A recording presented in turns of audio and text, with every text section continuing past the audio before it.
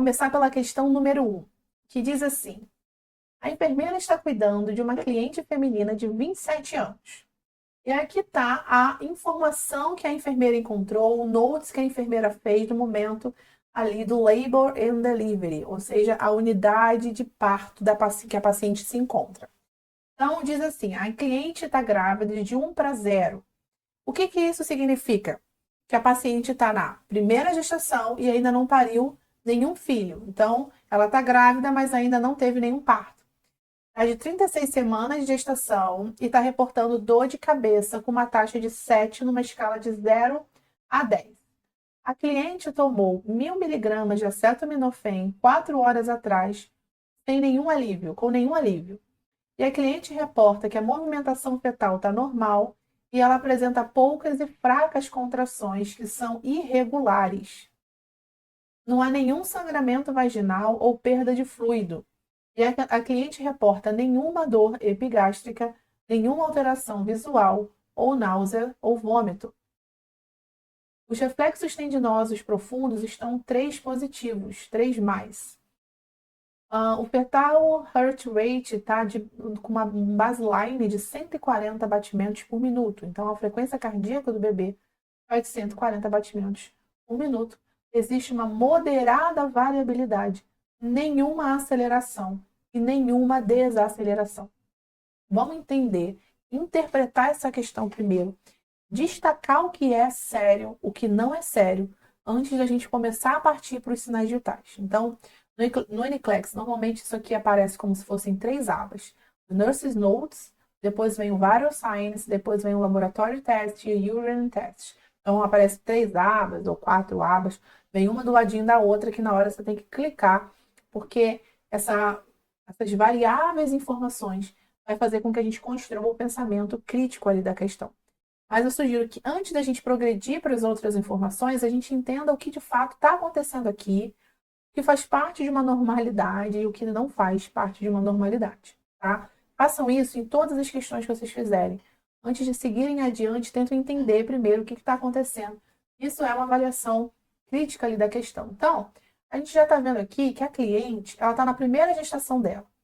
Então, ela não tem aqueles riscos daquelas pacientes que já apresentaram algum problema, alguma patologia numa gravidez anterior, ela não teve nenhum aborto, então a gente já sabe que é a primeira gestação dela. Em contrapartida, a gente sabe que primeira gestação pode ser um fator de risco para a pré-eclâmpsia, né? Então a gente já fica atenta nessa informação aí de primeira gestação. A segunda informação, ela está com 36 semanas, então ela já está no final ali do terceiro trimestre, então já está perto do parto, ok.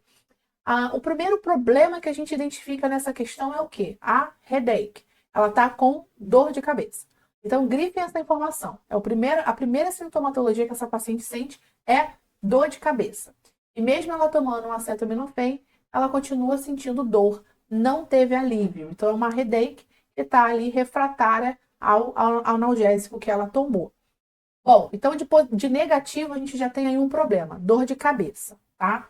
Então a gente anota de um lado tudo que está ruim. Do outro lado, a gente faz as anotações do que está normal, para a gente não se confundir. Então ela tem uma movimentação fetal normal. Então escreve ali na coluninha da direita aqui, imaginária que a gente está fazendo, ou se você estiver anotando aí no seu papel. Do lado direito é tudo que é normal. Então movimentação fetal normal. Ela está apresentando poucas e fracas contrações e que são irregulares. Se a contração está fraca, pouca e irregular, pode ser a contração de Braxton Hicks, que é aquela contração de treinamento. Pode ser isso. E não apresenta para a gente aqui algo grave e nem aparenta que ela está em trabalho de parto aqui por essa informação. Então a gente coloca lá na coluninha da direita que está tudo normal aqui em relação a essa few e mild contractions e irregulares. Continuando. Não existe nenhum sangramento, nem perda de fluido. Então, coloca lá na coluninha de tudo bem, não tem sangramento, não tem fluido. A cliente reporta nenhuma dor epigástrica, nenhuma alteração visual, nem náuseas e vômito. Então, anota essa informação, tudo normal. Os reflexos tendinosos delas está de mais 3. Bom, a gente sabe que se ela tivesse em uso de sulfonato de magnésio, de sulfato de magnésio, o mais 3 poderia representar para a gente aí uma necessidade de aumento de dosagem porque ela pode estar ali com uma certa hiperreflexia. Então, esse +3 aí pode ser um problema que a gente precisa se atentar. A gente sabe que esse +3 não é o resultado normal, né? Que o normal para a gente é o 2+. Então, junto com a headache, que é a dor de cabeça, a gente anota aí que os reflexos tendinosos estão 3+, e está aí demonstrando uma hiperreflexia. Então, será que ela está com risco de convulsionar?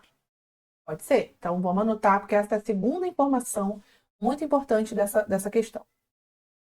O batimento cardíaco do paciente está ali numa baseline de 140. Normal. Então, a gente anota lá do lado direito que o bebezinho está com uma frequência cardíaca normal. Lembra que o normal é até 160? Então, ok.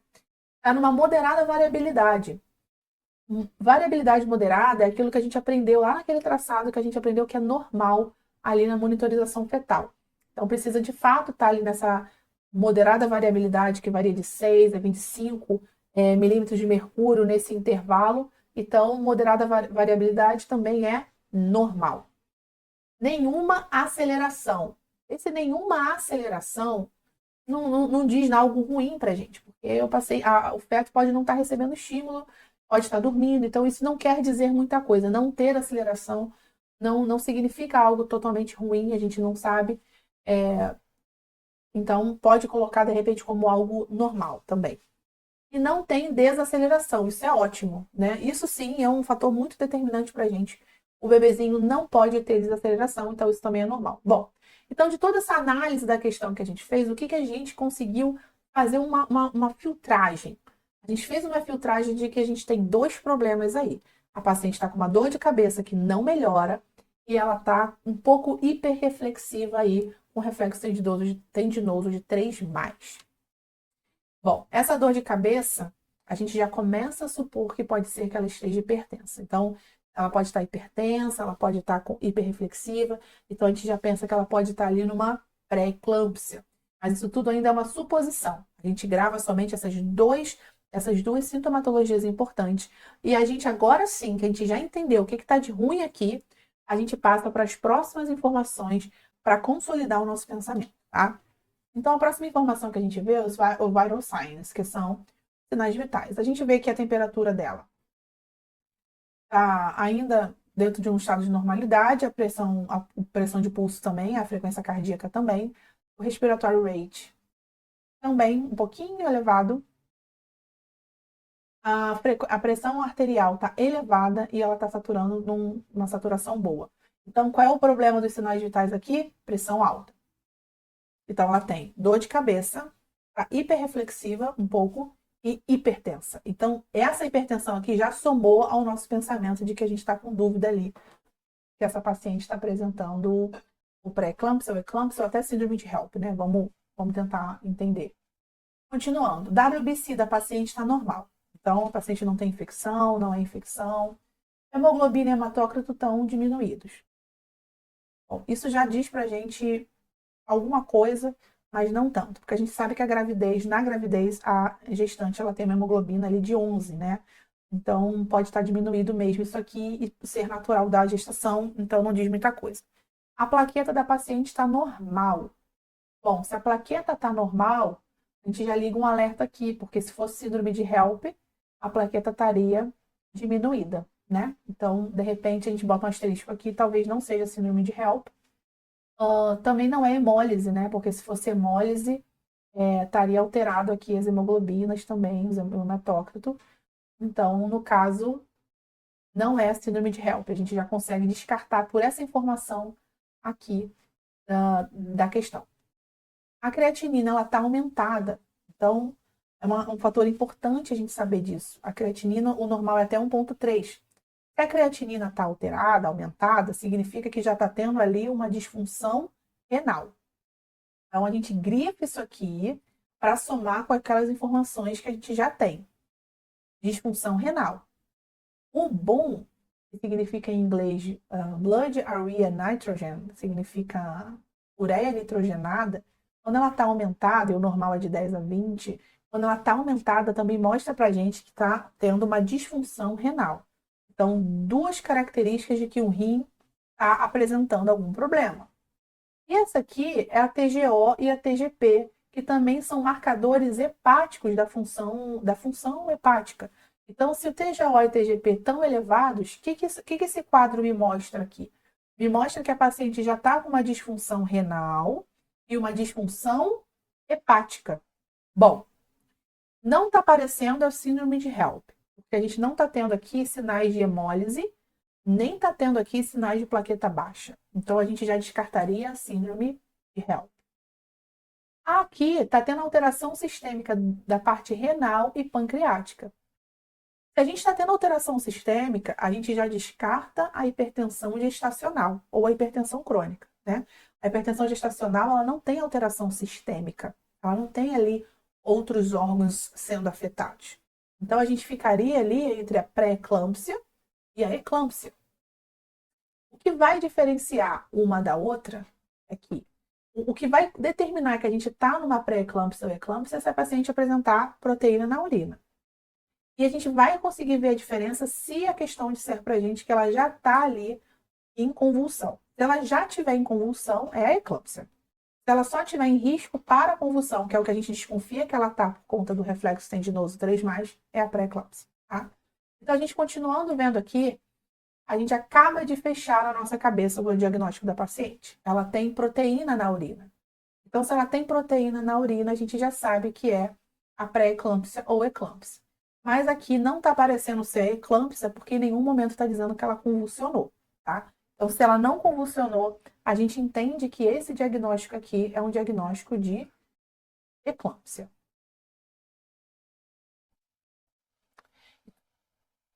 Então, se ela não convulsionou aqui, a gente já, se estava na dúvida da pré-eclâmpsia, da eclâmpsia, a gente já descarta a eclâmpsia porque ela não convulsionou, não tem sinais de convulsão.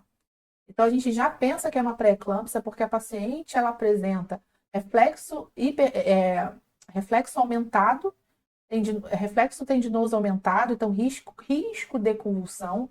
Ela está hipertensa, ela já está com disfunção renal e hepática, ela tem proteína na urina. Então, isso aqui é um sinal clássico de pré-eclâmpsia. E ela poderia ser eclâmpsia se apresentasse isso tudo mais convulsão. Como não é convulsão, a gente sabe que isso aqui é um sinal clássico de pré-eclâmpsia. E aí, isso tudo era só a apresentação da questão. Agora, de fato, a gente entra na questão. E diz assim: complete as seguintes afirmações escolhendo a lista de opções. Então, lá na questão, a gente vai clicar nesse select aqui e vai abrir sempre 3 opções, às vezes 4 opções, a gente vai ter que escolher qual é dentre essas opções aqui. Então, a enfermeira suspeita que a cliente está mais provavelmente experimentando, aí a gente clica e escolhe. Migraine, que é aquela dor de cabeça, a enxaqueca, pré-eclâmpsia ou hipertensão gestacional. Notem que essas questões, gente, do Next Generation, são questões que provavelmente elas vão tentar te induzir a outro diagnóstico e geram uma certa confusão, tá? Então, ela está tentando te levar para uma enxaqueca porque a paciente ela está com pressão, com dor de cabeça, que não alivia com medicamento, está hipertensa. Só que a gente sabe que ela está gestante, que ela está com proteinúria. Então, automaticamente, a gente já sabe que isso não é uma enxaqueca, isso é uma pré-eclâmpsia.